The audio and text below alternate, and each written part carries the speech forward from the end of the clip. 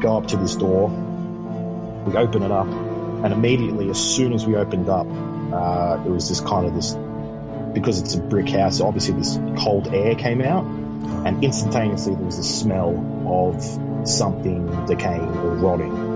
And it was a really intense smell, and it was something horrible.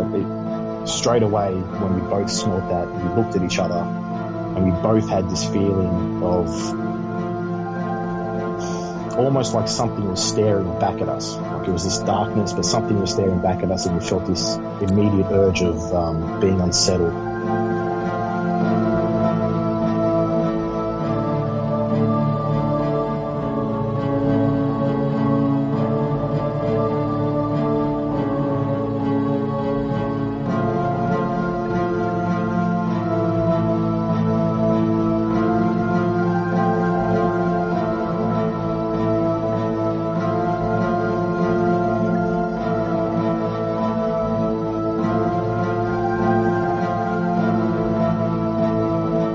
Everybody, and welcome to the Paranormal Portal Podcast. I'm your host, Brent Thomas. Thank you all for joining us, and special thank you goes out to all of you who continue to support the podcast and continue to spread the word.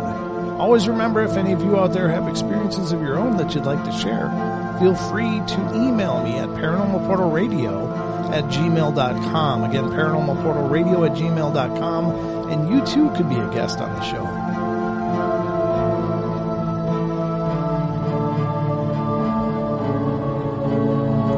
Everybody, thanks for joining us today. We've got a fantastic show lined up for you. Today we're joined by Daniel, who's from Australia, and he emailed me, and we've been playing a little bit of email tag, figuring out when we could make this happen, but today's the day. He's going to share some incredible experiences he had when he was growing up through the years in Australia, and buckle up. It's about to get spooky. All right, Daniel, welcome to the show, man. Thanks for joining me. Hey, Brent, how you going? I'm doing good, man. Thanks so much. And I really appreciate your first of all, your email was incredibly, hair-raising and interesting. And so I was really excited to get together and talk with you about what you've experienced. But I guess probably the most natural place to start, and it's kind of my generic opener, but where did this begin for you? Well, it sort of began, it did begin in high school. When I started in high school, year 7, which is, I don't know really what that would be to like an equal to the American school system. Mm-hmm. We sort of have 2 parts. It's primary school, then high school, and then on to, university or whatever. But It was the start of high school. So year 8, my close friend, he's still one of my closest friends now. Mm-hmm. His name's Ryan, and he came over from Africa, South Africa, and he moved to get away from some things that were happening in South Africa in the 90s, which is pretty horrible situation over there. So he came to Australia, and he joined the same school that I was going to at the time, and we both had a mutual kind of love for music, so we met at doing music and in our music classes and stuff. He was a drummer, I was a guitarist, so we immediately clicked from that point on. And from that starting in high school and, that friendship was when everything sort of kicked off. Gotcha. Okay. Yeah. So the first kind of experience that I had, which at the time I was quite young, I was, about 12 years old, 13 years old, was actually hanging out at Ryan's house. So it was one of the first times that I'd been over to his house, just kids hanging out, having a kind of just to chill out. Mm-hmm. And went to his house, and we were just, running around doing, we were jamming at first, playing some music, and then we stopped, had some lunch, and then we just decided to chill outside and, just have a chat. And then we went out to the front because his dad was mowing the lawns, and he had just got home from work. So obviously, Ryan was like, "Yeah, come meet my dad. I want to introduce you." So, I said, "Okay." So we go out the front, and we're sort of just hanging out there. I'm talking to Ryan's dad, and just getting to know each other, all that kind of stuff. And out of the corner of my eye, I noticed on the side of the house, there was this kind of, it's almost like a steel type door, which was an entry point to underneath the house. So it was a raised brick house. Oh, okay. And it was kind of this entry door there. And I'd never seen it because the house I lived in didn't really have anything like that. And I sort of said to Ryan, I was like, what's that? And he goes, oh, it's this particular door. I think it's for if, you're having plumbing issues, or, you're having, to have an electrician or something like that needs to go under the house and check things, or structural things and stuff like that. Sure.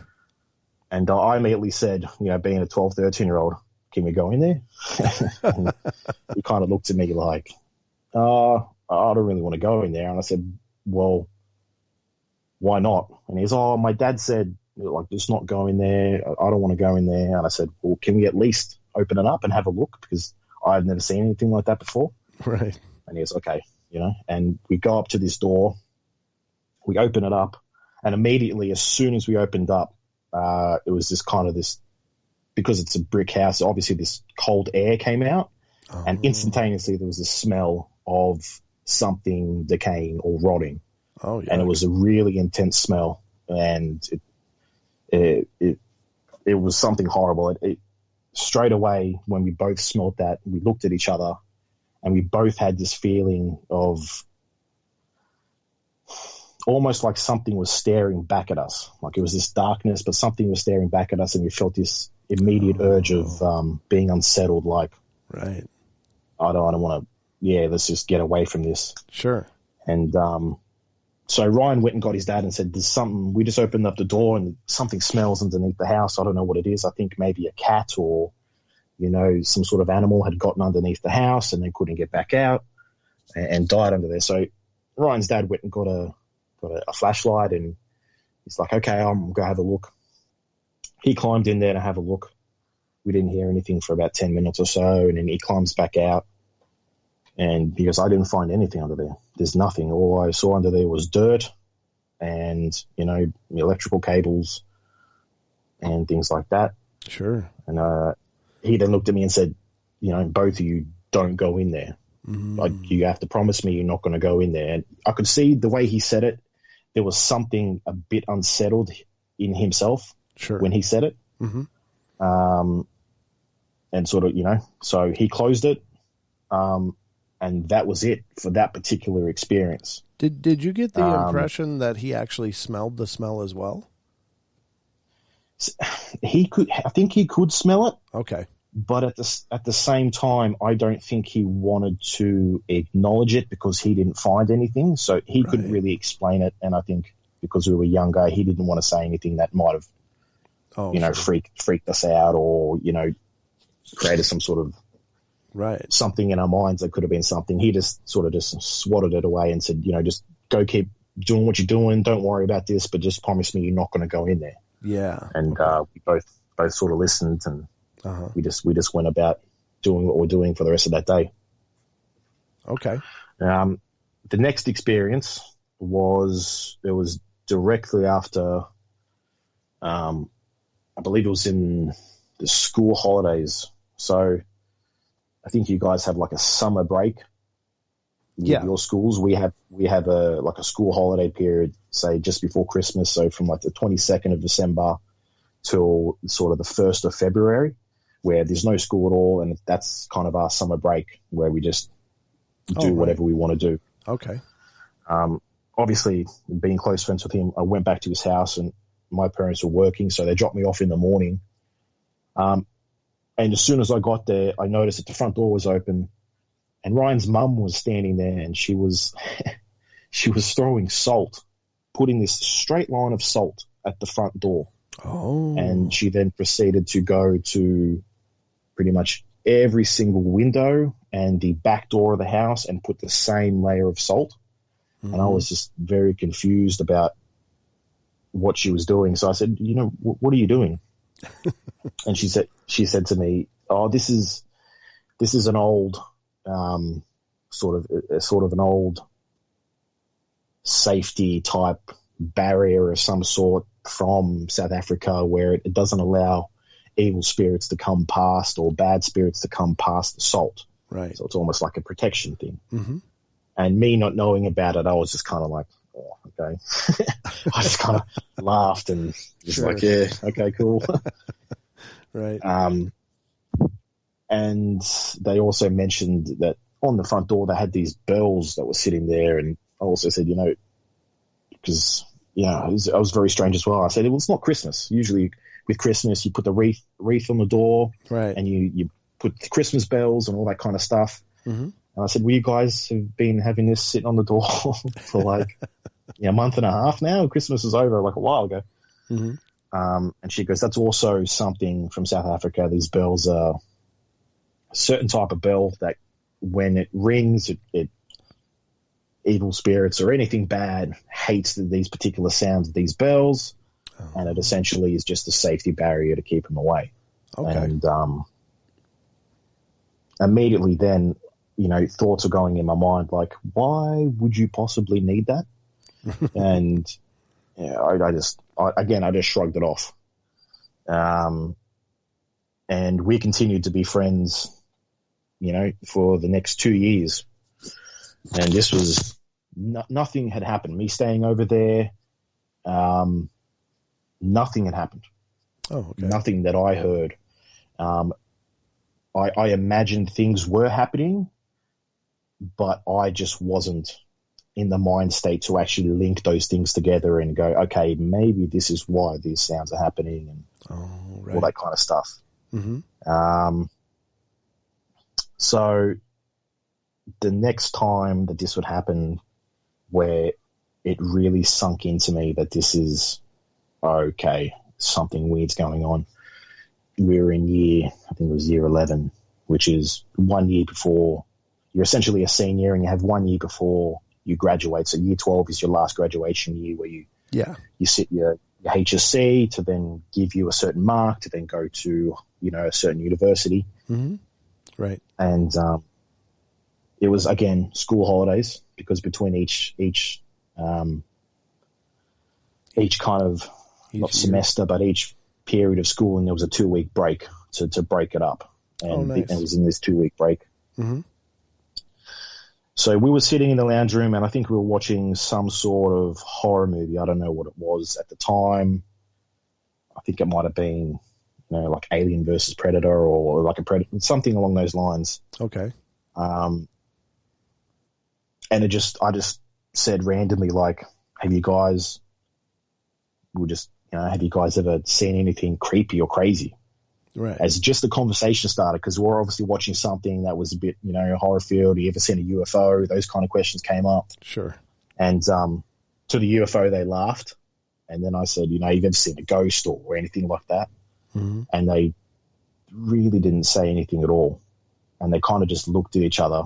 Ooh. And I looked at them and I said to them, I'm like, okay, that's a bit strange that you just gave that look as soon as I said, have you had anything paranormal or ghost situation occur?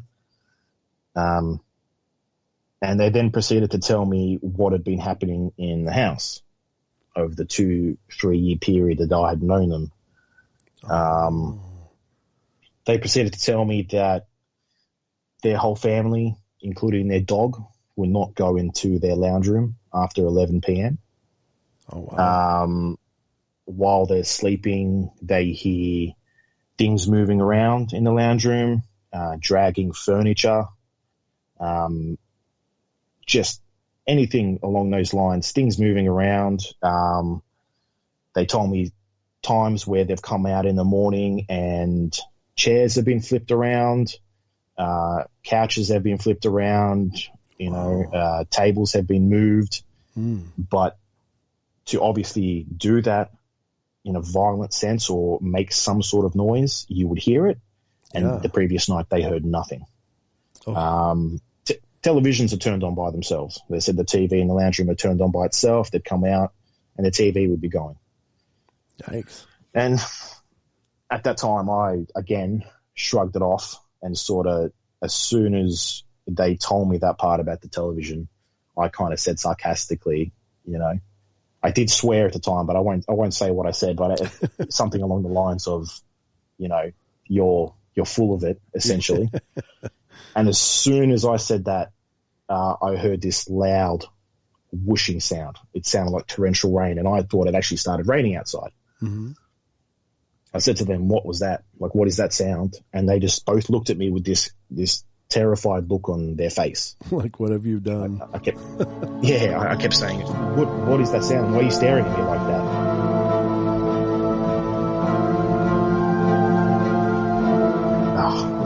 I'm getting goosebumps talking about these because these situations were terrifying.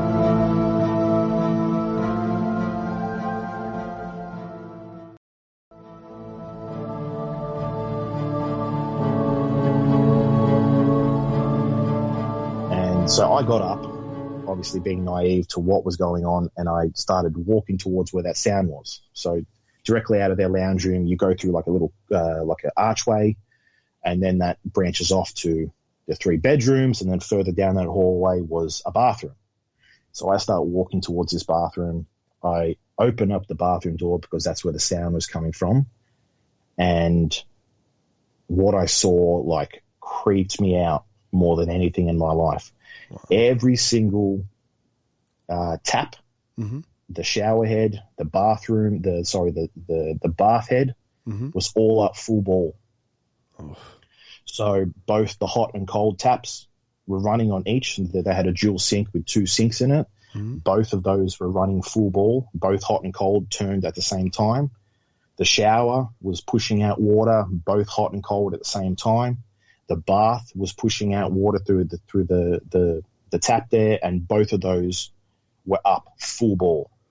Wow. Now, in my mind, to do 8 different sets of taps to turn them on all simultaneously, with that amount of force, and it happened within half a second, literally half a second. Jeez. For that to happen, I was like, what the hell was that? Yeah. I then, I proceeded to turn it all off. You're brave, because that's a pretty, to be confronted with that, like right after you mocked. Don't get me wrong. I sort of stood there. I stood there for a good minute and a half, just trying to process what was actually happening. Oof. And part of the 96% of me was dead, stopped with fear. And then I realized, no, you got to turn it off. And I turned it off, and then I went back into the lounge room, and I said, all the shower, like every single tap in that bathroom was turned on. Yeah. Like, how is that possible? Like, what is going on? And they refused to say, like, they didn't say anything. They were just freaked out, and they sort of said, this is what we were talking about. This kind of happens all the time. Wow. And from that point,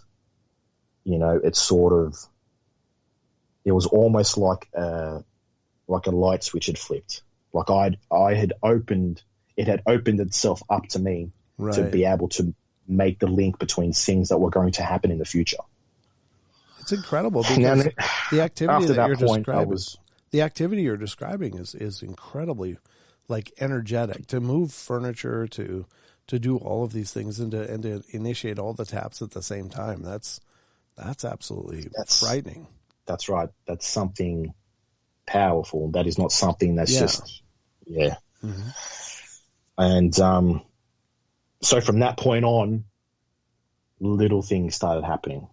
Little things, when I would go over there, would start to occur that I couldn't make sense of, but it was as if it opened itself up, and it's like, okay, you're going to call and say that this is not real. Well, it felt intelligent. It's like, I'm going to show you that it's real.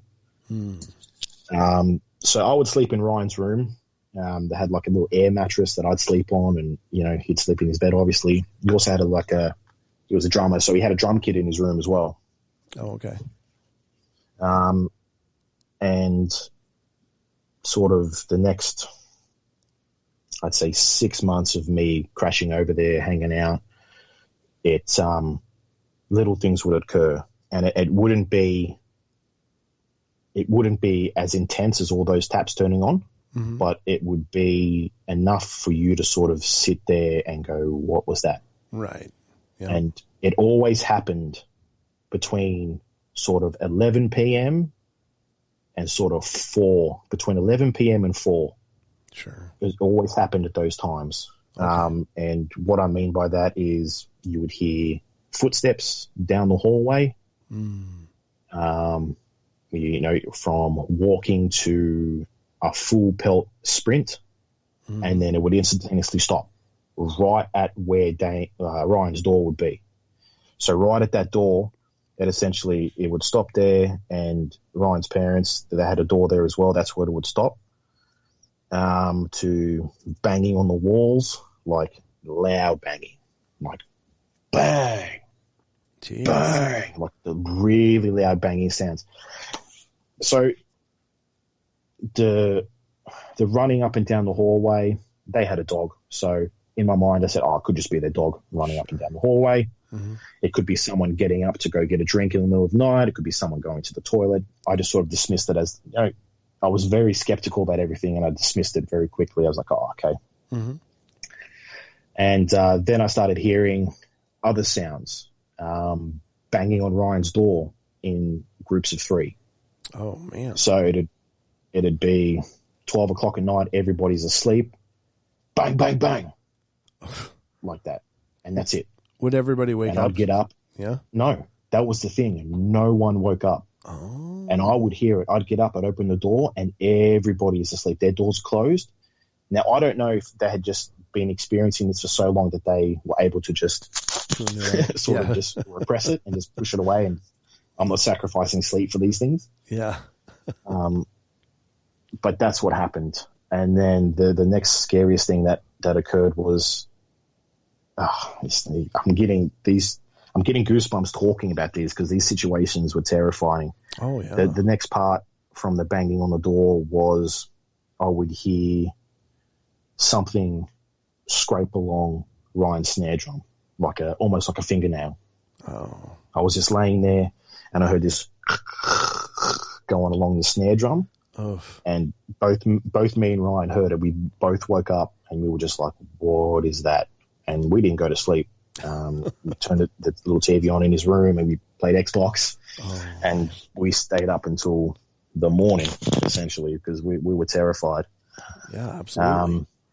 Wow. I then had a chat with Ryan the next day, and I was like, dude, this is nuts. I said, is this like legit? Is this, you know, you guys trying to like freak me out because I called, you know? I said, you guys are full of it or whatever. And he was just like, nah, man, this happens on the regular. And wow. I still had skepticism about it. Because this was happening, I was in a state of denial where I was looking for every single, even if it was a completely farcical reason, I would believe that to not make it a reality kind of thing, because it was such a terrifying experience. Yeah. The thing that then solidified that this was like a legitimate thing was me and Ryan. Part of what we do in year 12, you get to choose specific subjects that you want to pursue that may be interested to you, that you can then further go down the track after you finish high school. Oh, cool. And we did a few different elective, they called it elective subjects, where you can choose those particular things. And we did one that was hospitality. Now, hospitality is essentially like cooking food and doing all those kinds of things like that, because we figured, you know, you get 3 hours for hospitality, so you miss out on a whole bunch of other classes. And at the end of that, you get to eat the food that you make. So we thought if it's free meal, that's mad. So this particular elective, you had to go to a separate school. So the school that we were at, they didn't have the facilities to do that. So part of doing this was you go to another school, you get in the school bus and they drive you over there, and then you'd stay there for 3 hours and do this. And this was once a week. So once a week we would go to this class, and then after it, because it was so close to where Ryan lived, we would walk back to his house. Oh, okay. And I'd essentially wait there for my mum to come and pick me up, and then I would go home because she had to go past there. But I mean, she didn't finish till about 6 o'clock at night. So, you know, she was kind of, oh, you know, just as a safety, just stay at Ryan's house, and then I'll come get you, and etc. Sure. So this one particular day after that class, I was sitting at the house, and Ryan's mum said, look, we're going to a drum clinic. They had a famous drummer that had come to Australia, and he was doing this clinic in the sort of the city centre, and they were going to go to it. And I said, well, what am I to do? And they would both say, just stay here. Oh, you know what I mean? There's drinks, there's anything you want in the fridge. Like, you have to understand at this point, you know, me and Ryan are brothers. Like, they treat me exactly like a son, essentially, and my parents treated Ryan like a son. So they were like, stay here, watch TV, you can have a shower if you want, whatever, just hang out. And I said, okay, no worries. So I'm sitting in the lounge room. They'd been gone for about an hour and a half, and it was still about 2 hours before my mum was to pick me up. And I'm sitting there watching TV, and all of a sudden I had this weird feeling, this really weird feeling of something watching me. Ooh. And it's not that feeling is not something you would mistake for any other feeling. It's almost like that primal sense where, you know, when we were thousands of years ago, when there was a predator or something, you knew, you know. Yeah, I'm familiar with that feeling for sure. Yeah. And I'm sitting there, and I felt this feeling, and it was directly over my right shoulder. And I just dismissed it. I just changed the channel on TV, and I'm watching TV. Now, Ryan's mum she had a full-time job, but to make extra money, she was a piano teacher. So she would do piano lessons at her home. In the room there, she had like an old piano that she would, you know, obviously teach, you know, kids the basics of piano and all those kinds of things. Now, I'm sitting there, and I'm just watching TV, and then all of a sudden I hear the piano play by itself. Oh, and yikes. It didn't start playing a tune. It did 3 particular tones. It went boom, boom, boom. Yikes. And that, you know, that sounds like someone standing in front of the piano playing 3 different keys with both hands. Yeah. And I thought to myself, even if that's a mouse, if there's a mouse that had got into the back there of the piano where the strings are, it would you'd hear like a progression of tones going up where it's running. Sure. It would be hitting each note. The fact that it was, you 3 separate tones that did that, that freaked me out like nothing I'd experienced before. And I got out of there. I got up, I grabbed my bag, I locked the front door, and I sat on the steps for 2.5 hours waiting for my mum to come get me. This was the middle of summer too. So in Australia, you know, the middle of summer is 45, 46 degrees outside. Yeah. So it's hot. And I was determined not to go back into that house. Oof. So I waited for my mum to come and get me, and she did. Went home, and that was it. That was sort of it. It really affected me. I didn't go over there for about 2 weeks after that occurred. I explained to Ryan what had happened, and he was just kind of he shrugged it off as well, because he didn't want to believe something like that happened, even though he knew all the things that did occur. Wow. Okay. So I think the whole situation in and of itself was a very terrifying experience for their entire family, as well as what I was experiencing as well. Yeah. And I think because I became so close with them and became part of their family, just like he was part of my family with my parents, I think that kind of opened everything up for me. It's kind of like, okay, you're part of their family now. Okay, you get to experience this as well. Sure. Which that was the most unsettling part. Was it was an intelligent thing. It was a process of ramping up this type of fear. And so it was about 2 weeks. I went and, he stayed over my house those 2 weekends. Sorry, excuse me. No, you're fine. And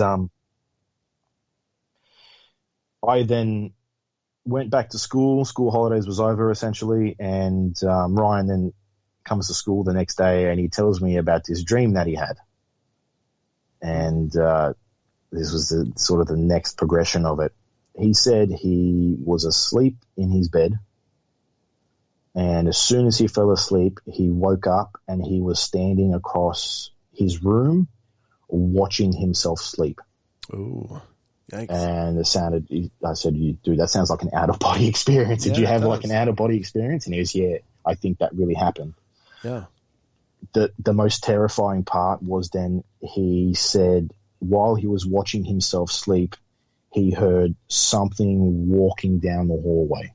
And he goes, it wasn't something like a human. The thing sounded heavy, like whatever was walking had some heft behind it. Like it was something that was walking down the hallway. Wow. The door then opened, and he said he saw a 7-8 foot black figure with giant horns and completely blood red eyes walk into the room. Oh no. He told me it then walked up to his sleeping body and got on top of him and started holding him down like he was about to, whatever it was about to do something to his body. Mm-hmm.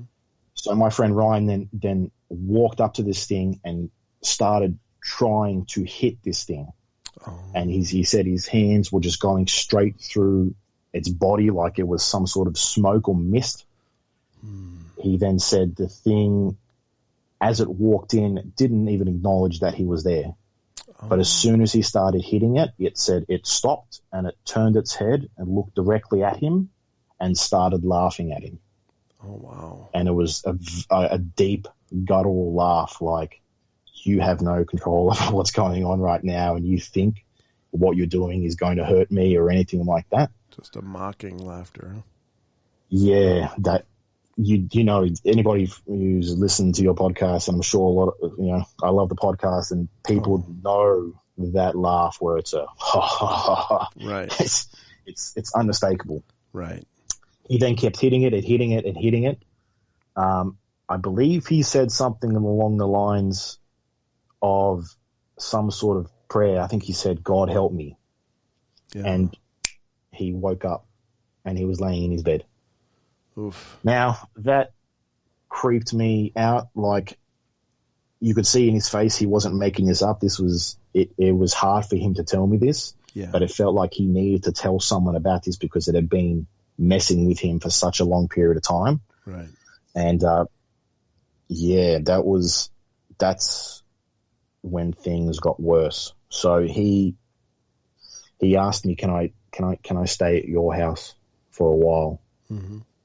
I asked my mom and I said, look, Ryan's, he's having some stuff going on at his house. Would it be okay if he stayed at our place for a couple of weeks? And she said, yeah, no dramas. That's not a problem. As I said, Ryan was part of our family, so my parents didn't have any issues with it whatsoever. Oh, good. So he's staying over at my place, and about 4 days into it, he was sleeping on, I had like this fold out bed that I put in my room, and I was sleeping in my bed, obviously, and he wakes me up, and I look over and I had a little alarm clock which had a time on it, and this particular alarm clock, it said 3:15. Oh. I distinctly remembered that time, 3:15. Mm-hmm. And he shakes me awake and he is terrified, and he goes, dude, can you see that in the corner? I said, what? And he goes, there's a black figure standing in the corner of the room staring at me. Mm-hmm. And I look over and I couldn't see anything. I said, dude, I don't see what you're talking about. And he's like, dude, it's there. Please tell me you can see this as well. And I'm like, man, I can't see it. I can't see it at all. And I always remember my grandmother, who had not issues, but she had situations where she would experience different paranormal things where it's ghosts and all these kinds of things. Because Right. she grew up overseas in Europe after World War II, so needless to say, there was a lot of things that had occurred in Europe after World War II, which would sort of leave a mark, remnants of things. Yeah. And she always told me if something ever you ever see anything like that or something explains you say leave, like you are not welcome here, leave. And I said that to Ryan. I said, dude, tell it to leave. Tell it you're not welcome here, leave. He then said it, and then he said, he looked up at me, and I said, you need to believe it, like really say it with a strength in the way you say it. Right. He said it again. He looked over, and it was gone. Oh, good. So he lay back down, went to sleep, and I went back to sleep. Wow. That's so creepy. The fact that it I was freaked out. Yeah. Because I don't know if this thing had followed me or it was following Ryan to still say that I'm real. You almost like it was feeding off this fear that we had and its family had. Sure. And it went from there. Now, the next thing that happened was, horrible. After that point, Ryan started getting sick, more than a normal person would be sick. I'm talking about, he was always had a cold. He always had some sort of sore throat. He had body ailments. He went to the emergency department a few times. I remember him telling me he woke up in the middle of the night, like he had this sharp pain in his stomach where it felt like someone had stabbed him. He said he felt like he was dying. So his parents rushed him to the hospital, to the emergency. They're there for 6 hours. After, he said as soon as he got to the emergency, the pain, he pretty much said as soon as he left the house, the pain started to subside. He went to the emergency. The doctors did a whole bunch of scans. They did an ultrasound on his abdomen, all these different things. And they said, we don't know what could have possibly caused this. We don't know what it was or how this has occurred or why it has subsided and stopped. Normally, if it was, like appendicitis or he was having, the pain would continue and it would get more intense. Yeah. So this kept happening for about 3 months. He was just constantly sick, always missing school, all that kind of stuff. So we graduated the end of that year, and I went to a university, and he went to the same university that I was going to. Went to a music university, and I still, kept going over his house, hanging out, obviously because best mates, and was still involved in all music and things like that.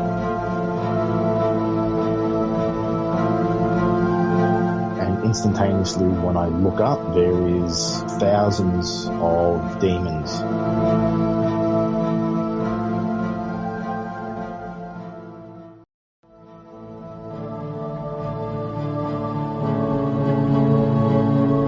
So his sister, the next time that things really kicked off was his sister was having a birthday party.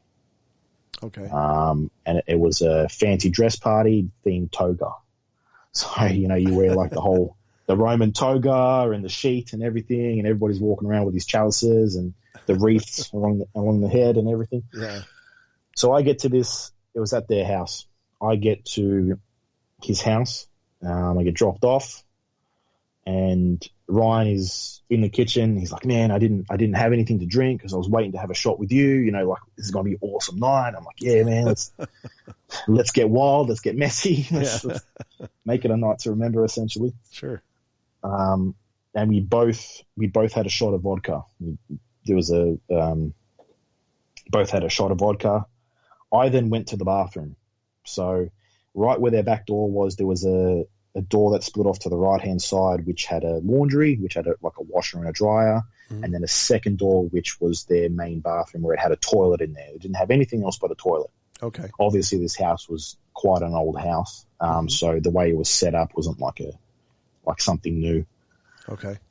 So I go to the bathroom, and I come out within 3 minutes to go outside, and I see one of our other friends holding Ryan back, literally locked his arms behind his back and is holding him back. And Ryan is staring at one of the other guys at the party, and he's spitting, he's hissing, he's swearing he's saying these real obscene. He's swearing and he's carrying on. He's like, and the way he was saying it didn't sound like something he would say. Like, I'd known him for long enough to know when he got angry or fired up, he didn't speak like that, and it was something different. Oh no. And he was going nuts. And this other guy was on the verge of tears. Like, he was terrified about the way Ryan was speaking to him. Like, it seemed like Ryan wanted to intensely hurt him. So one of the other guys at the party, he spent some time in the New Zealand Defence Force. He was at the party as well. So he sort of grabs Ryan and takes him further into the backyard where the party wasn't essentially happening, because it was an undercover area. And Ryan's dad goes to me, "What's going on with Ryan?" And I said, I don't know. We both had a shot together, and then I went to the bathroom and I came out and this was happening. And he keeps saying to me, he's like, "Daniel, did you give him something? Has he had anything different? Like, is this a drug?" And I said, "I swear to you, I don't know what is going on." Wow. And Ryan was so fixated on hurting this guy that looking at him, I would get in his face and say, "Dude, you need to calm down. Like, really, hey, it's me, settle down." Yeah. And he didn't have a bar of it. It's like he was looking through me right at this other guy, and this other guy was terrified. Yeah, to try and get him to calm down, I don't know why the other guy thought it'd be a good idea.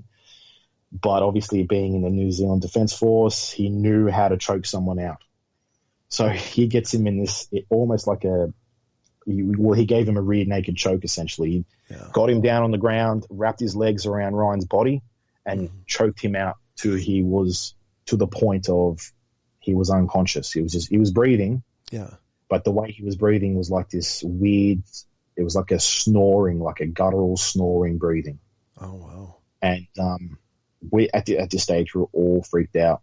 Right.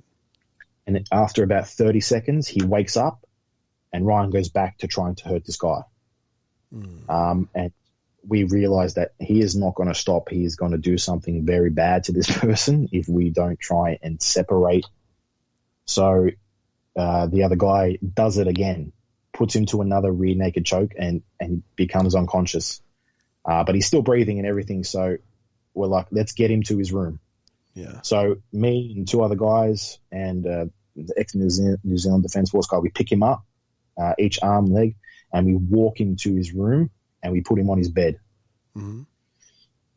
Now the door closes and I don't know what happened, but it was about 5 minutes within that the sounds coming out of that room, I can't describe it. It was, there was like a deep guttural wailing. There was sounds of like someone was being tortured. There was screaming, which would then go to laughing.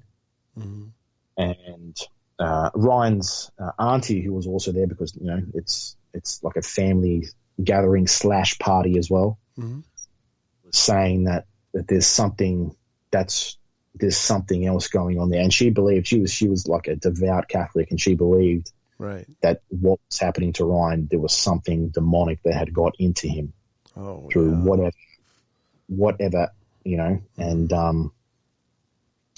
so I'm sitting there and I'm in the lounge room and I get up and I walk to the room because I said, no, I'm not going to let my mate go down like this. I'm not going to allow this to happen. I need to help him.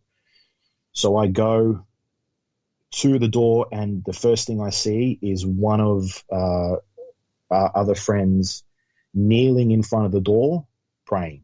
He had his hands up in front of his head and he's sitting there and he's saying Our Father over and over again. Wow. And I was like, what is going on? This was meant to be a cool night, you know, have a good time. And this is nuts. Now, mind you, there's still a party going on outside. So these people, there's about 40 people there that had witnessed all this going on. And there's still about 6 or 7 of us, which are close friends and relatives of Ryan, watching this occur. So Ryan's auntie went and got I feel silly talking about this because you can't. No, not at all. You can't make something like this up. And she's standing in front of Ryan on his bed, mm-hmm. and she's holding a crucifix, mm-hmm. and she's telling whatever inside Ryan to get out. Yeah. To get out. She's saying all these things. Like, I can't remember most of it, but it was essentially to the tune of, I'm casting you out. Yeah. And in my mind, I thought, why is she saying this? She is not a priest. She doesn't. If this is something that is really demonic, obviously I was raised Roman Catholic, so I knew about, you through, raised that way, about the demons and the devil and God and the archangels, all those things. Mm-hmm. And she was saying all these things, and I just thought to myself, like, really, there's no way that she can possibly do anything. So I walked in there, I closed the door, and I kneeled at the end of Ryan's bed, and I started praying. I just kept saying Our Father over and over again. I started saying Hail Mary, mm-hmm. just anything. I remember praying to the Archangel Michael, mm-hmm. saying his prayer, because that the snares of the devil, protect us, that kind of stuff. Yeah. And I was about to put my hand on Ryan's leg, mm-hmm. and Ryan's aunt, don't touch him. Do not touch him. Don't touch him at all. Just don't look at him. Don't touch him. And I look over, because I said, no, I'm not going to do that. Like, I need to do something. I grabbed his ankle, mm-hmm. and I looked over at him, and as soon as I did that, he was staring directly at me, but it wasn't him. Oh. There was no color in his eyes. They were completely black. Wow. Like pitch black eyes, like a great white shark, just black. And Ryan's auntie then kept putting that crucifix in front of him, telling whatever was inside of him to leave. And he just started laughing at her, laughing and spitting at her. Oh. And he kept doing that over and over again. Now, as soon as I touched him, I kept praying, and I kept saying in my head, like, I don't know if this is real. Yeah. But God, if you are real, please help him. And I kept saying that over and over again. Like I was raised Roman Catholic, but I never really believed it, in a sense. I always felt that it was just kind of pushed on me because my grandparents and my parents are Roman Catholic, and I was just sort of brought up with that. Mm-hmm. And I knew about it, but I never really believed that it was real. I remember for a long time asking for a real sign, like, please show me that you're real. Mm-hmm. Because I really don't believe it. I actually had a point in time where it was quite bad in terms of my spiritual side. Yeah. And I kept saying that, please show me a sign. And then I said Our Father again, and all of a sudden Ryan's voice broke through, and he just started crying, saying, please help me. And he started calling out for his girlfriend at the time. He started saying her name over and over again, please help me, please. And I sort of was like, okay, maybe something has changed. Maybe something different has occurred. So went and got her, because she was traumatized. She couldn't see him like that. Mm-hmm. And I went and got her. I said, you need to get in there, because he needs you to be in there right now, because this is something this is next level. Yeah. And she was terrified. And I said, look, if you really care for him, you need to get in there now. Yeah. So she went in there, and I didn't hear anything for a good 2 hours. It was completely quiet. And I remember just sitting on the lounge room couch, just sobbing. Yeah. And I didn't know why I was crying. Mm-hmm. There was nothing in me to substantiate like that emotion. It was just a complete overwhelming feeling of, to deal with this in your mind, you need to cry. Yeah. But at the same time, I'm sitting there going, why am I crying? I don't understand why I'm crying. Mm-hmm. This is ridiculous. So I go home. I called my dad, and I said, can you please come pick me up? This whole party's been just absolutely nuts. He comes and picks me up, and I'm sort of sitting there in the front seat, and I'm completely I'm not speaking. Right. He's talking to me, and I'm not hearing anything he's saying. Mm-hmm. And eventually he's like, Daniel, and he got my attention. He's like, what's going on? What's up with you? I've been talking to you for the last 10 minutes, and it looks like you haven't even blinked. And I said, I just don't want to talk about it. I can't talk about it right now. Yeah. And I go home, I fall asleep, and for the next 3 weeks, 2.5 weeks, 3 weeks, every single night I would have the same dream. I fell asleep, and as soon as I fell asleep, I woke up in my head in a dream, and I was surrounded with nothing but darkness. But in the darkness, all I could hear was horrible sounds, like guttural sounds. I remember hearing crying. It's like something out of a movie. Like, really, it's just a horrible cacophony of just, you knew something around you was bad, but you couldn't see it. Yeah. Or you couldn't even see, at that particular time, I couldn't see my hands. I couldn't see anything. It was just complete and utter black. Wow. And then I closed my eyes, and I opened my eyes up again in this dream, and I look down, and I'm holding this completely silver white sword. And I know this sounds so ridiculous. This is why it's taken me so long to talk about it, because I feel it's like when I talk about this to anybody apart from my wife, they sort of look at me like, you're making this up. I wish I didn't experience these things. Like, I genuinely wish I didn't experience it. Yeah. But I remember in this dream, I'm looking down, and I see this sword, and then I look up, and instantaneously when I look up, there is thousands of demons standing about 200-300 meters away from me. And they're standing in a complete straight line, and they're making all these sounds, like the most horrible figures of, there were some people that were deformed and had just, it was a really horrible thing to see in my dream. Mm-hmm. And for some reason in my mind, I kept saying, I'm not going to go down like this. Mm-hmm. So I start running towards them. Mm-hmm. And I start running towards them, and I'm getting into a good pace. Like, I am sprinting, and I distinctly remember hearing myself breathing, like as I'm running. And as soon as I'm about a meter away from this particular demon, I jump up in the air, and I bring the sword down onto this demon. And as soon as it hits this monster demon, whatever the hell it was, I wake up, and I am laying in bed, and I am completely covered in sweat. Mm-hmm. And I feel like I just run a marathon. I'm breathing heavily, like I've been running, and I'm like saturated in sweat.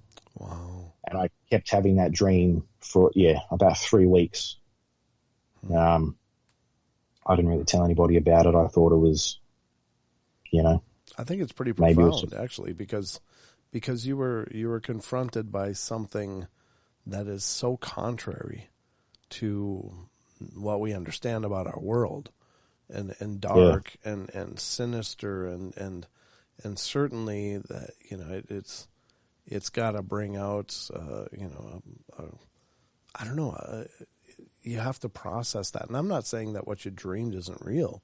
I think it is, but is it symbol, or is it a literal sense of you fighting against that darkness? And maybe it's both, Well, I think it was. I think there was me, because I spoke to my grandmother about it, because I spoke to her a lot about that stuff, and I told her about it, and she told me that, part of you is fighting it. She goes, it is your soul fighting against the evil. Right. And she she believed it, and she goes, it's a very powerful thing that you've experienced. Yeah. It's a very powerful, and you shouldn't feel bad about it. You shouldn't feel anything. You should see this as you're doing the right thing. Right. And I was just kind of okay. In my mind, I just thought that it's my brain's way of dealing with what I had experienced, because I know dreams and those kinds of things in your sub-psyche is a way for your brain to deal with traumatic situations that you experience. And I summed it up to that, and also that, you know, I was still a skeptic, essentially, which is, wow. Okay. After all that, I don't know how I was, You're- but I still was asking for a sign You're a from stubborn. God to. You're a stubborn skeptic, that's for sure. Yeah, that's exactly what it is. Very stubborn. Yeah. So after that first night, after that all happened, and I had that dream, I woke up in the morning and I said, you know, I'm going over to Ryan's house because I need to check that he's okay. I get to his house. It was about 6:30, 7 o'clock in the morning. And Ryan's parents are outside, and they're just sitting there talking about what had happened. Ryan's sister is out there talking about what had happened. And Ryan's girlfriend at the time was out there talking about what happened. And I sat down and I was like, what happened? Yeah. Can anybody give me any type of information to really make me understand what happened? And they couldn't tell me anything. They're like, you know, Daniel, we're in the same boat as you. We don't know anything. Right. Yeah. But what we do know is that whatever was in Ryan wasn't him, and it was something bad. Yeah. And I completely agreed with that. And I said, you know, where's Ryan? And they're like, oh, he's still sleeping. He said he fell asleep at about 2:30, and he hasn't woken up. Wow. Instantaneously after they said that, Ryan walks through the back door. Oh. He comes out. He comes into the outside pergola area, and he just sort of looks at us and he goes, "What happened last night?" We all sort of look at each other like, "Where do we begin to try and tell you what happened last night?" Yeah. And he goes, "But I woke up to this," and he pulls his shirt up, and there are scratches all over his body, like something was scratching him. Sure. All over his back, all over his arms, his legs. Wow. And again, I'm just sitting there going, what is going on? Yeah. That's very, very intense. And also the dream could be you, I mean, your love for your friend, that you're in a spiritual way, you were helping him fight, you know? Yeah. And I think that that's powerful as well, because you and he are your spirits are intertwined in a very special way. And so, and that's important when somebody's under attack like that. I think that, you know, demonic forces want to isolate. They want to keep people away from things that make them strong. But since you and he have such a strong connection, that was you fighting with him, perhaps. Yeah. I felt like I had I wouldn't say duty, but I felt like I wasn't going to let it happen. Yeah. And I don't know what it was that you know, as I said before, my grandmother said, you're doing the good against evil, essentially, you know, like. For sure. And then when she told me that you're fighting good against evil, I remember going with my mum in Sydney. There's this thing called the Mind, Body and Spirit Festival, where it's like, it's like this massive festival in like an indoor arena where they have all these different stalls and all this kind of stuff. And I remember walking through these aisles of stores where they had people with, you know, all the crystals and all that stuff, which I kind of, being stubborn, I just dismissed as whatever, like whatever floats your boat kind of thing. Sure. And then I stop at this, for some reason I'm walking through and I'm not paying attention to anything, and I stop at this one particular table. And this lady has all these different cards, and some of them have different angels on it, and then some of them have saints, different saints on them. And I looked up, and it was like a holy card type thing that she sold these, not relics, but there were cards that she had blessed and by priests and all these kinds of things like that, and she was selling them to people as like a form of protection to keep in your wallet, or you can frame it and keep it on your wall, all that kind of stuff. And I didn't say anything. I just looked around, and she stops and she looks at me and she says, "Do you know who your guardian angel is?" And I said, "No." And she goes, "It's Saint Michael." Oh, wow. And I said, "Oh, okay. Who's that?" Essentially, like, I remember I was young enough, but I remember a little bit. She goes, he's the archangel that is in charge of God's army that fights against evil. Mm-hmm. She's like, you can have this card. And she gave me a card of Saint Michael. Oh, nice. And I said, I don't, I'll get my mum so she can pay for it. And she was like, no, you have it. That's yours because I've got a strong connection to you, and I feel that it's something that you need to have. Oh, nice. Very cool. So speaking to my grandma, knowing she knew that about what had happened at that particular festival, and then all this occurring, she believed that it was some sort of purpose for me to have these dreams. Yeah. Absolutely. And yeah, so after those dreams, sort of the next thing that kind of sort of happened was that their whole family was trying to figure out what had happened, and they called up.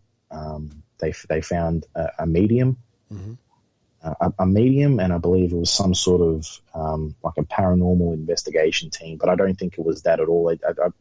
From what they told me, there was a priest there, there was a medium, and some other lady who was, I think they said psychic or something like that. I don't know the difference between the two, to be honest, but they had them there.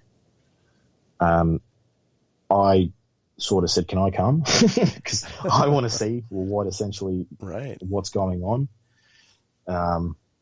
Sort of Ryan's mum knew that it'd taken like a toll on me in terms of I was questioning my entire faith about everything. Right. I was questioning like reality and all these things. She's like, look, Daniel, it's probably best you just sit this one out and you just, we'll do this and we can tell you about what happened. And I said, okay. So 2 days after that, I didn't hear from Ryan or their family for about 2 days. And then 2 days after that, Ryan calls me. I'm like, hey man, what's going on? And he goes, so crazy stuff. And I said, yeah. The first I'm hearing of it, like, making a joke kind of thing. And he goes, so we had this medium, this psychic and a priest come to our house to try and figure out what was going on. And I said, so how did that go? And he sort of said that the priests sort of looked at the medium and the psychic in a bit of a weird way. He said he said some blessings. He blessed the family, and then he left. I said, okay. And then it went to him telling me a story of what the psychics and the medium had sort of felt about the house. Okay. Now, the first thing that they said was this house was very old. It's been here for about 90 years or something like that, 85 years. Oh. And that the first person who lived in this house practiced witchcraft. She was an old lady that practiced witchcraft. And they said that it wasn't on the side of good. So it was some sort of bad, some sort of bad thing where they, some sort of rituals and things like that. God's real. He showed me that he was real, but in one of the worst ways possible.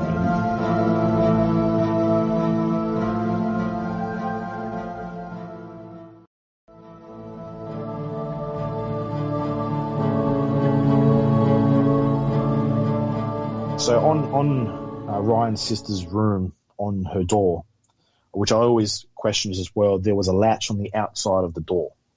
Oh. It was like a little latch that was hanging down that you put the latch through another piece on the side frame, which had a little hole in it, and it sort of kept it closed.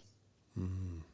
The next thing they said was whoever lived here after that lady who had died in the house, who was doing these kinds of rituals or whatever it may be. Mm-hmm.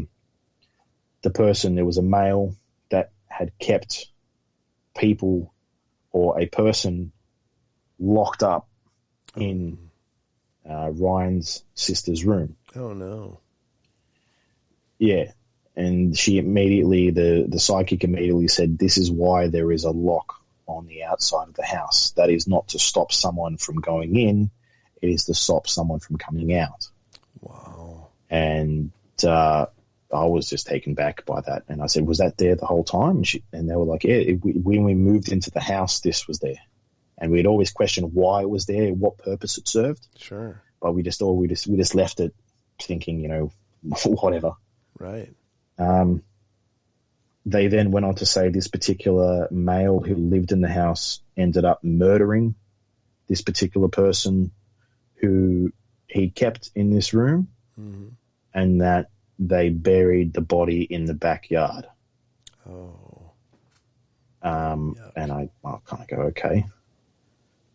So they then said that usually what people who like, they said people who would murder a person, what they do is they plant a tree mm-hmm. on where they've buried sort of buried the body. Mm-hmm. So the tree grows through where the person is, and then trying to exhume the corpse or ever trying to find it is very hard.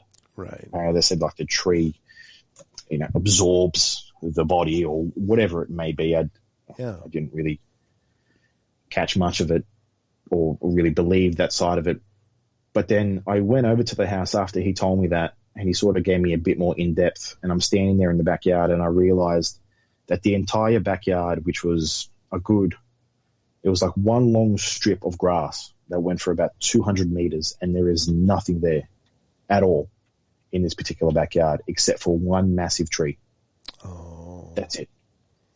And it's just, this tree is a big gum tree. Like in Australia, the gum trees, they get massive. So this thing would have been there for a long time, at least 60 years or something like that. Wow. So he's telling me this story, and I'm just like, wow, like this, I'm like, in my mind, it's all clicking together. Mm-hmm. All these things are clicking together. And then they said they went up to this tree, him and his cousin. They go up to this tree, and they're like, well, let's have a look. And they started digging. And what they found about, half a meter down, right next to one of the roots of the tree, was a hatchet, a full preserved hatchet. Oh. And this particular psychic said usually they'll bury the weapon with the body, and a way of hiding it and all these kinds of things. Like back then when this happened, which was quite a while ago, they would have done it. And she's like, I'm pretty sure that you're going to find something like that. And they did. Wow. And I remember them physically showing me this hatchet. And I said, you should probably put it back. In my mind, I said, you should put it back or get rid of it or something. Like, I'm not touching it. Don't try and make me touch it. I'm not going to touch it. Right. Yeah. That's crazy. Wow. Yeah. It's not not hard to believe that something so dark could be present there, then, is it? Well, no, the fact that something in that house was that powerful. Yeah. I think it was I don't think it was one particular thing. I think there was something demonic that lady who first owned the house had brought into the house. Sure. Yep. And then I think there was a spirit that was tormented and angry that was also there. Yeah. Yeah. That would explain why, because after doing research about it, like poltergeists and bad spirits would move furniture and do all those kinds of things, turn taps on. Yep. And I could never link between the two, but a demonic spirit may do little things like that, but they're doing it in a different way. Right. Yeah. I always, So after them telling me that, I was just kind of like, so what happened after that? And they said they had some sort of cleansing. They did a cleansing of the house. this medium and this psychic walked around the house with sage and a whole bunch of other herbs, and they said some sort of I don't know, not a prayer, but some sort of passage of something like that. Mm-hmm. And they said after that point, nothing moved around in the lounge room. There was no things moving around the lounge room. There was nothing along those lines that had happened. And I thought, okay, that's cool. Yeah. But it didn't stop. There was something else going on in that house. It felt like something was gone, but there was still something there. And that's that. I believe that it was that demonic entity or whatever was in that house still there. Like they couldn't get it out. They weren't going to get it out. This thing was powerful and it didn't want to leave. Mm-hmm. It was feeding off the fear and everything that was going on in this house. And obviously, you know, we're out of school. We're in at uni and things like that. So, you know, I'm taking different classes. He's taking different classes at uni. You know, we don't see each other as much. Like we see each other maybe every 2 days, but we're still talking on the phone like every second day, and we're texting each other, all that kind of stuff like that, like mates do, you know. Mm-hmm. And I just remember this downfall of their family. It just started getting worse and worse in that house. Yeah. Their parents separated. There was a whole bunch of other things that occurred from this separation. Sure. His father became suicidal. Oh. You know, Ryan moved out with his girlfriend and didn't want to be in the house anymore. Mm-hmm. So I was still in that point of life when I was trying to find a sign about what, you know, is this stuff real? Like, really, is it real? Mm-hmm. Still, at that point, I was still trying to just, you know, be a skeptic and try and dismiss it. So I remember Ryan's sister, she was living at the house by herself. So there was no one else in the house at this point. Ryan's dad had moved out, Ryan's mum had moved out, and Ryan had moved out. And she sort of called me because, as I said, you know, we're like a family. She calls me and she's like, you know, I'm a bit depressed. I'm a bit upset, and I just don't want to be alone right now. And I said, look, you know, I'll come over, I'll hang out, you know, maybe, you know, we'll have a couple of beers or, you know, whatever you want to do, watch some TV, whatever. So I go over there and we're hanging out, and I just kept feeling this presence of something watching us, just sitting there watching us. Mm-hmm. And the whole house just felt broken. It felt sad. It didn't feel anything like what the house used to feel like. It was a whole different thing, like completely different. Oh. And I remember standing in the kitchen talking to Ryan's sister and Ryan's cousin, who actually lived down the road, had come over as well. So we're all just sort of talking. And I hadn't had anything to drink. I'm just standing there talking, and all of a sudden I get super dizzy and I just collapse down to the ground. Like something zapped you. Yeah, that's exactly like something zapped me. Like something had done something to me. And, you know, Ryan's cousin was like, dude, have you been drinking? Like, what's going on with you? I'm like, I haven't had anything. Like, I don't know what that was. Mm-hmm. But as soon as he sort of grabbed me and pulled me back up, and I stood there, and there was no anything else after that. I didn't feel sick. I didn't feel dizzy. And I can't describe what had happened or why I collapsed, but I don't know what it was. And that kind of creeped me out a bit. And so Ryan's cousin went home. He walked, you know, back down to his house. Mm-hmm. And Ryan's sister was like, you know, you want to stay over for the night? I said, okay, no worries. She was like, you know, Ryan still has, you know, he didn't take his bed with him and all that kind of stuff like that. So if you want to crash on his old bed in his room, you can. And I said, really in my mind, I was like, just go home. You don't want to be here. All these things that happened. Mm-hmm. And I figured, you know, for the sake of Ryan's sister, because she's, you know, going through a tough time, I said, okay, I'll crash over. So I went to sleep,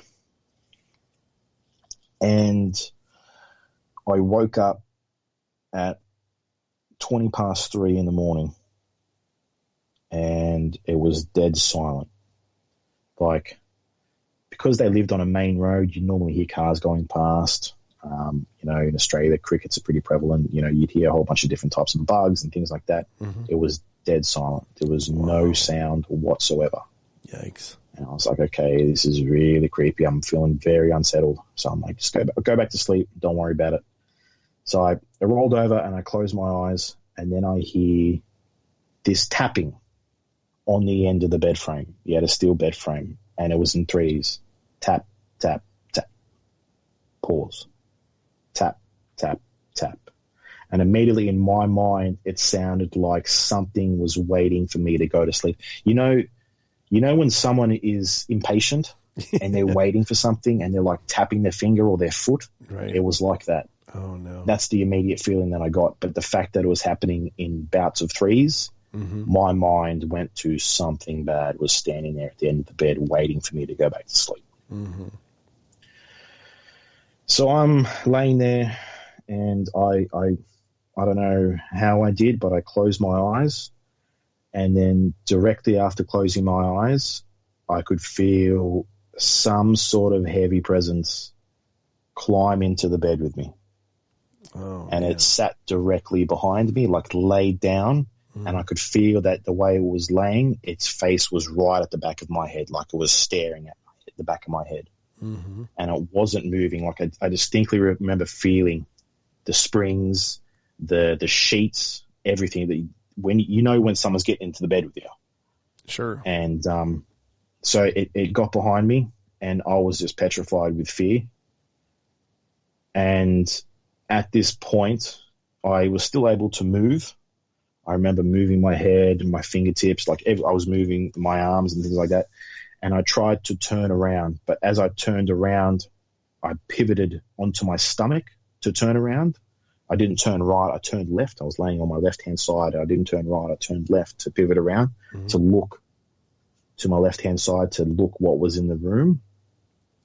And I immediately felt this pressure on my back, like something was holding me down on the bed. Oh. And I couldn't move.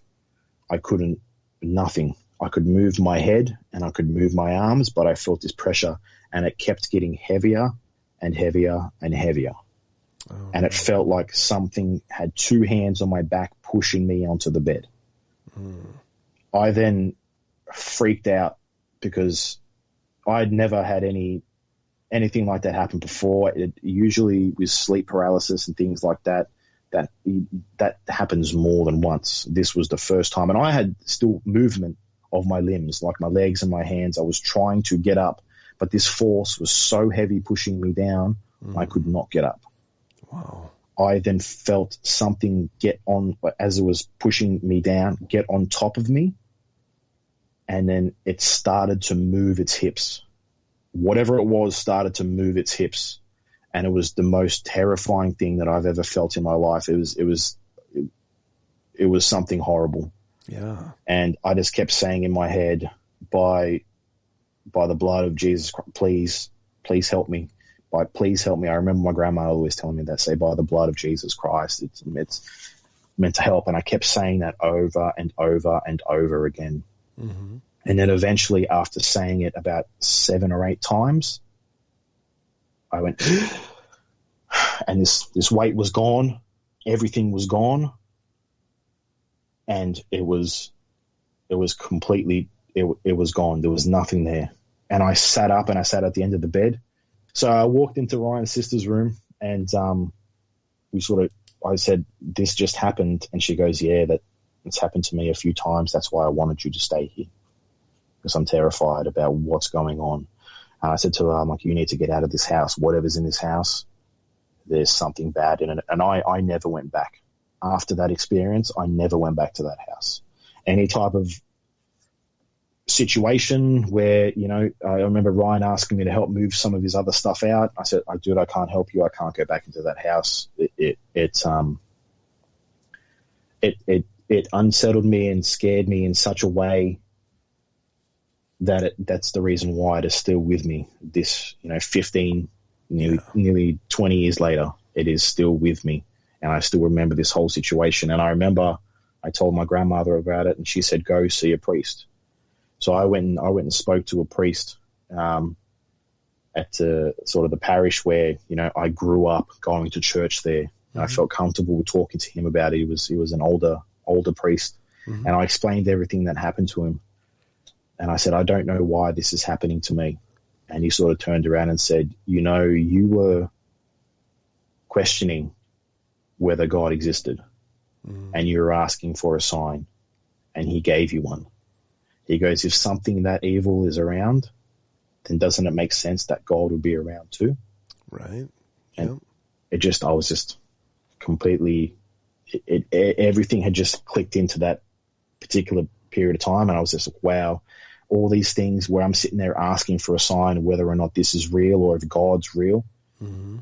He showed me that he was real, but in one of the worst ways possible. And when I speak to my wife about it, and I explained that to her as well, she sort of said to me,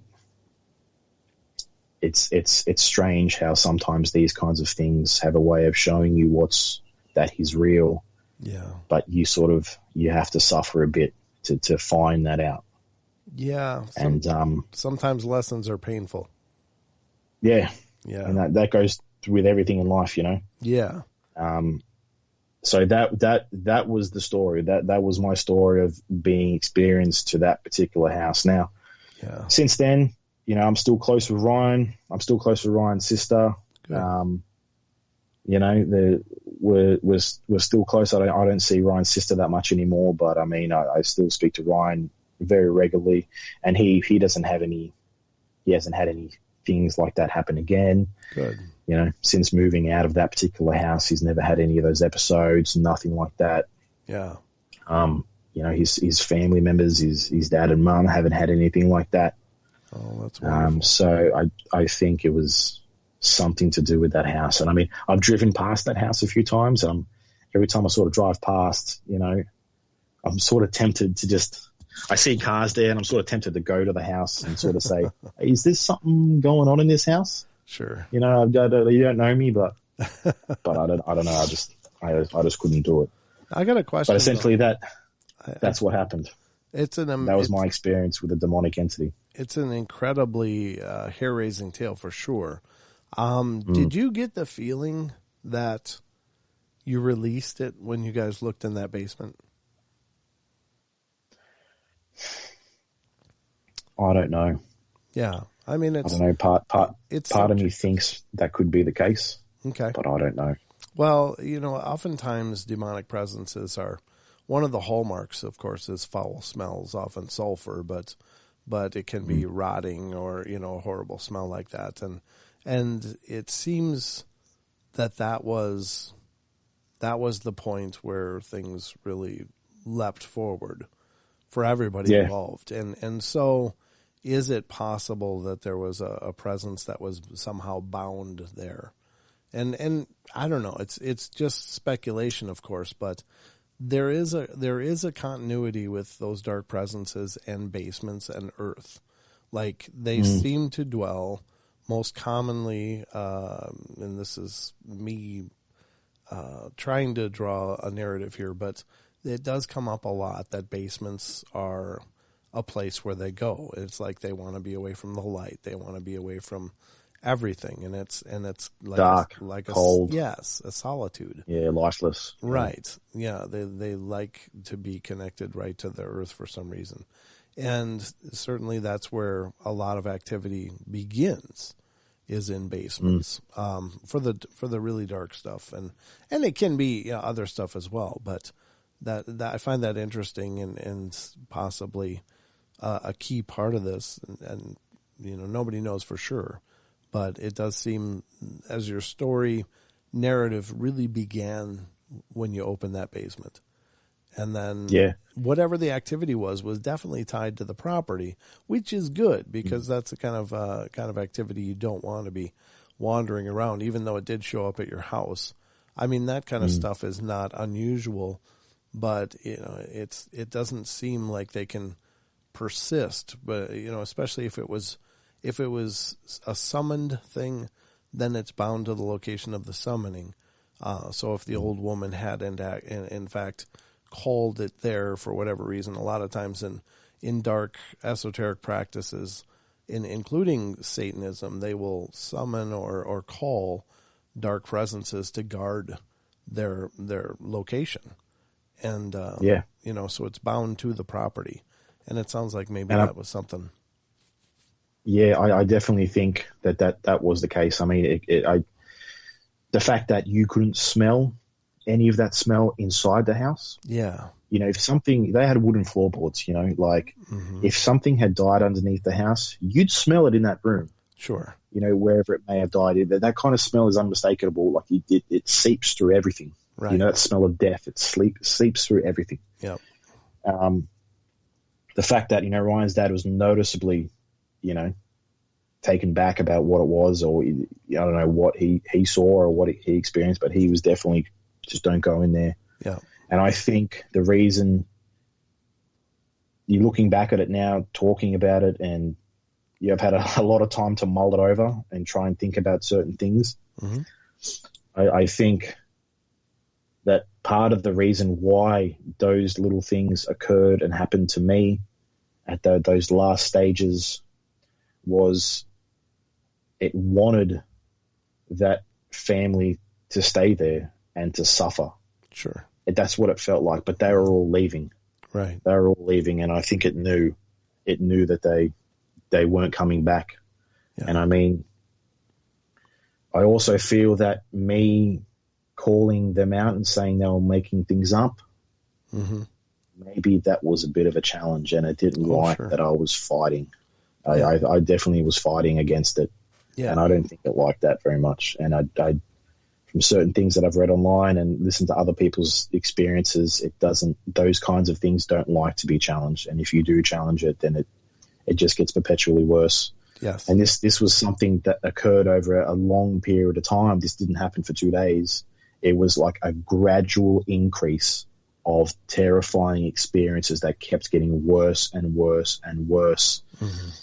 Like it was trying to elicit a certain response, and it was getting worse because it was getting more back. And it just felt intelligent to me, like diabolical. Yep. Yeah, that's exactly right. Yeah, and but since that, I've never had any experience like that again. Well, thank God. Yeah, I mean I guess you got your questions answered, and so that's enough. But I mean that's the kind of thing you like to hear end.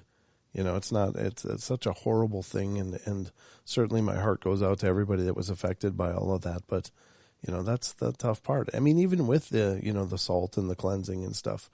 It was such a part of the property that it was just permeated, into the makeup of the building or whatever. So, I think it questions me. Like I know that people who practice those kinds of things, they create, objects or little effigies and things like that. Sure.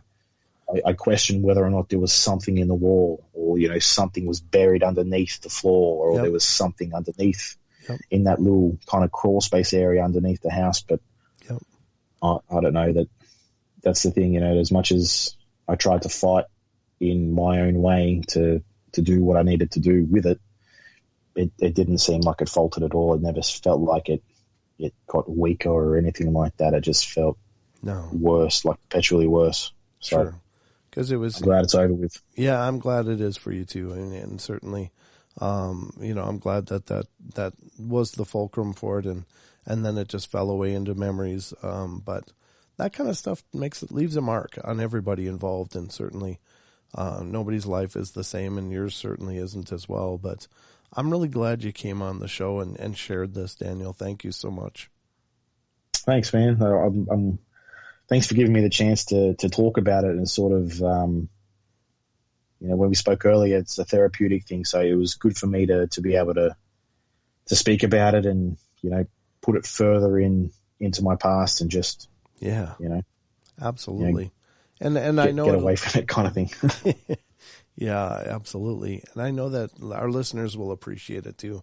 I'm sure there'll be emails coming in like, man, I know exactly what he's talking about. I was real glad to hear that because, it helps me to process what I experienced. So, it really is a cathartic thing. So, But thanks, man, for making the time. I know we had to juggle a lot of scheduling around, but we finally got it together, and it's been an absolute pleasure to meet you, brother. You too, man. Thanks for having the chat and giving me a voice and letting me put my story out there and everything like that. I just, for people, people that are listening, in my mind, I feel like I just need to say that if you do have these things happen to you, or that you've had experiences like this, or, whatever it may be, fight. Don't let it fight. That's what I can say is you don't let it win, because if you let it win, then who knows what's next. Yeah. But, yeah. Amen, brother. Well, thanks again. Too easy. And we'll talk to you soon. Thanks, brother. No worries. Thanks, mate. Take care. Cheers.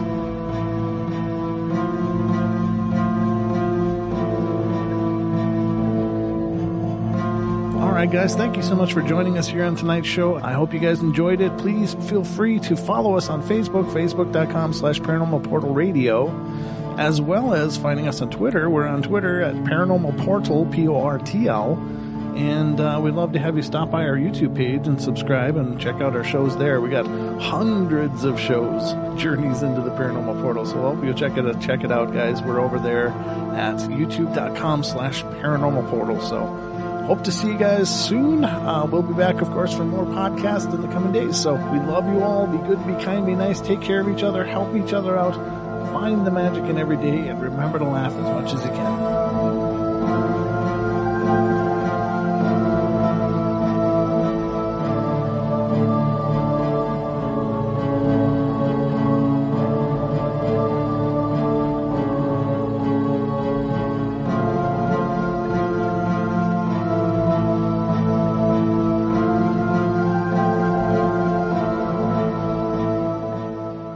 If I were the devil,